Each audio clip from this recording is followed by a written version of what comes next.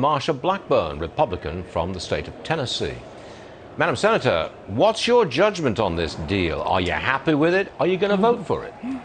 Well, until we see the text, we don't know what is in it.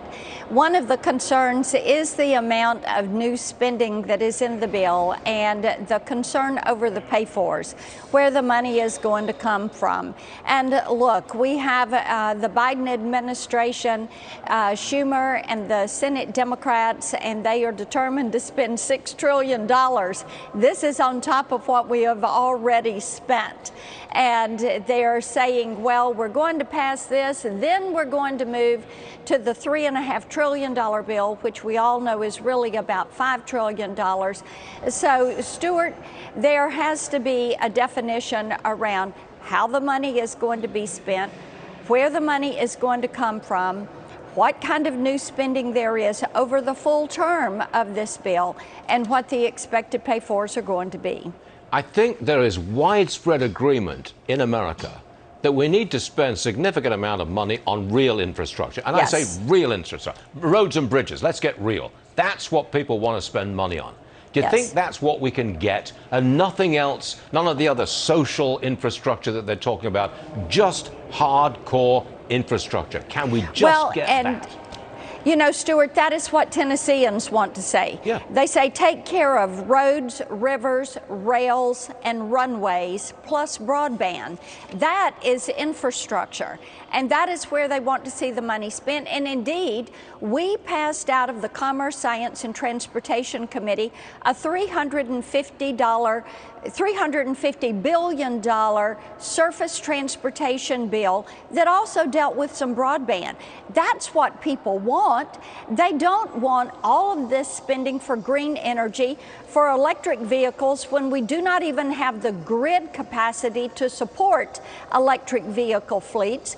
What they want is tending to the needs that we have with roads and bridges and highways and runways and rails and our rivers and our ports.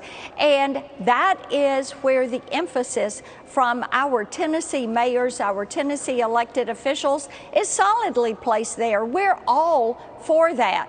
Just do not load it down with all of these extra things that are programs we do not want, that our children and grandchildren are going to have to end up paying for. It is immoral to burden future generations with all of this tax and spending spree recklessness. I want to briefly play a clip of Senator Cruz questioning Biden officials over sanctions on China for recent cyber attacks. Roll that tape, please. Do you have an answer as to why the administration has not sanctioned China for repeated cyber attacks over and over and over again against the United States? Well, I think that's a question that administration should answer. Senator, I get the impression that our president is intimidated by China and won't do anything. What say you? The president is very slow in responding to China, and in that hearing that we had at Judiciary Committee, we were questioning those that are with our intel agencies as to how they are dealing with these threats that we are getting onto our critical infrastructure. China ought to be sanctioned. And President Biden should be very firm with China. You know something, Stuart? President Trump was able to deal with China like others were not. He dealt with them on manipulating their currency. He dealt with them on trade. He dealt with them on these issues of being a bad actor and on COVID. And we need President Biden to say, you did this, it was wrong. We know where this attack on Microsoft came from, and we're going to sanction these bad actors. He should be very firm in sending that message so that we protect our critical infrastructure. But instead, what did he do? Yesterday, he sends a directive to our agencies to come up with rules and regulations to deal with this. Go deal with these bad actors and let them know we're not going to stand for this. Senator, thanks for being with us this morning. Always appreciate it. Good to be with you. Thank you.